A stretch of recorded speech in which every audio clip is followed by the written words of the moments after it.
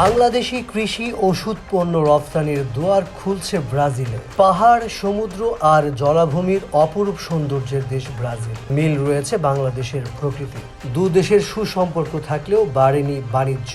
Brazil থেকে soybean তেল, চিনি, তুলা, পশুখাদ্য ও চামড়াজাত পণ্য আমদানির বিপরীতে দেশটিতে স্বল্প পরিসরে অল্প কিছু পণ্য রপ্তানি করে বাংলাদেশ।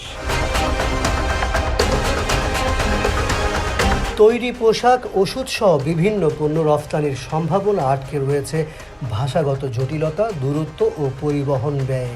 সঙ্গে বাংলাদেশি পণ্য প্রবেশে উচ্চমাত্রার শুল্কের কারণে ব্রাজিলের সঙ্গে বাণিজ্য ঘাটতি বাড়ছেই।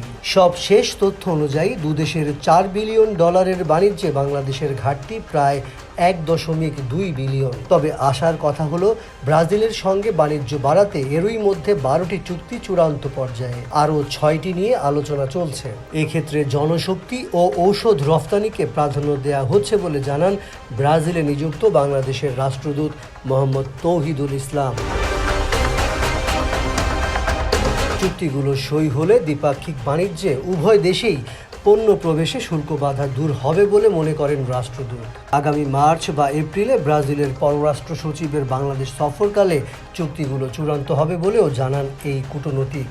সমস্যা দূর করা গেলে বাণিজ্যের অপার সম্ভাবনা খুলে যেতে পারে বলে আশা প্রকাশ করেছেন Brazil Bangladesh chamber of commerce and ইন্ডাস্ট্রির মহাসচিব মোহাম্মদ জয়নাল আবেদিন। তিনি বলেন, এই মুহূর্তে বাংলাদেশের রফতানি বাড়ানো ছাড়া বিকল্প নেই। রেডিমেড গার্মেন্টস ব্রাজিলের বাজারে নয়, সমমনা দেশগুলোতে 35% ডিউটির একটা ব্যাপার রয়েছে।